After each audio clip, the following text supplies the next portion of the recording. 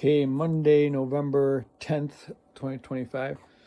I think before we do our next run, I think I need to really work on the baffling here. Get a full piece of baffling in, maybe put some corner pieces in and tape them into place. And instead of buying more of this foam board, which is 20 bucks, I got these old cardboard boxes in the attic of the garage up in the rafters. Well, joists, stringers, whatever. But these are, as you can see, these are clothing wardrobes from when we moved into this house in 1987. Well, how many ever, 40 almost years ago or whatever. So I don't think we need them for anything else. I'm going to use this cardboard first before I buy more expensive foam board.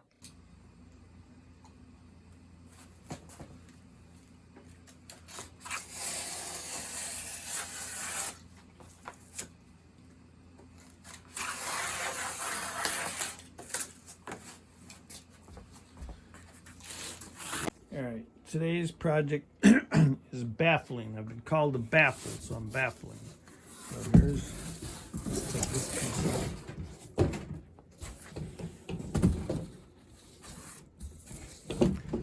So here's,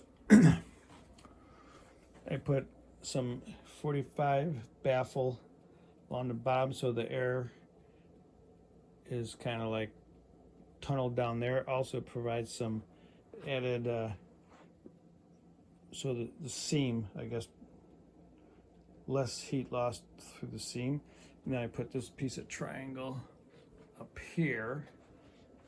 I also put a baffle here. I saw someone, they said to try to make the air, no dead corners, keep the air flowing. So then this is going to be my baffle, and that part keeps the air, the bottom part keeps the air, hot air down. And that keeps the hot air in there. And then I go through the stack. Again, I put some 45 baffles along the bottom and in the corner. Try to keep the air moving this way and not outside the box. And now I got to do some baffling for here. Okay, we did put a brace to keep these sides the right size, and it did take a bit to get some type of contraption set up for that. Yeah, I think I'm just gonna fire it up and see if the wind blows in the right direction and go to bed. All right, it's getting late, but I really want to give this a try. So I got my baffling around my fan. We're gonna put that piece of baffling here, but I wanted to show you. We got the internal, this is the internal heater temperature. This is the input to the heater. We have output to the heater. This is our controller humidity and controller temperature. We have temperature at the farther end of the kiln, and then this one actually drilled a hole. This is scrap wood. I drilled a hole and I put that in there. I want to see how the temperature of the wood starts to move. So I'm going to close this up and see what happens. Okay, inside, starting at 72, controllers at 69, and set point is 110, so it's calling for heat. When we turn it on, we got 70 before the heater, 70 after the heater, 70 in the box, 68 in the wood. Let's see what happens.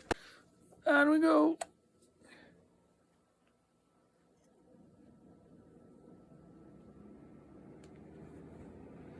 A brief drop in temperature as the fan kicks on.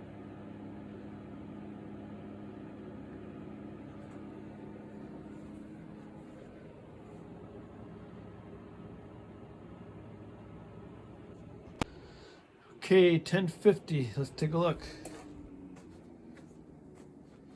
This is inside our heater. You can see we're cycling.